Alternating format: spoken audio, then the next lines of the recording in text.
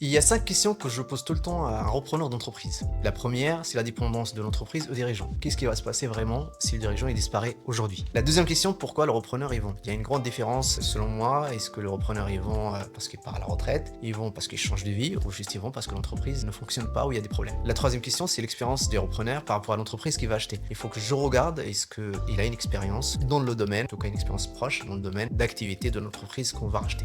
La quatrième question, ça va être sur la rentabilité de l'entreprise, la rentabilité actuelle et la rentabilité future. Parce qu'on peut très bien avoir une entreprise qui n'est pas rentable aujourd'hui, mais on va aller chercher est-ce qu'elle est rentable dans le temps, puisqu'il faut savoir c'est que j'accompagne aussi des repreneurs d'entreprises en difficulté.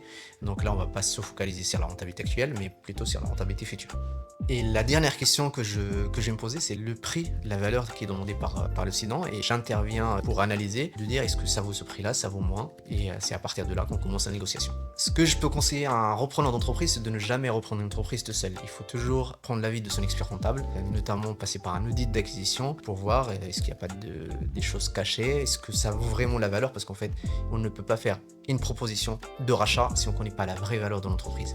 Et je pense que le rôle de l'expert comptable, il peut être utile dans ce sens-là, avoir proposé le bon prix, de ne pas acheter par exemple trop cher.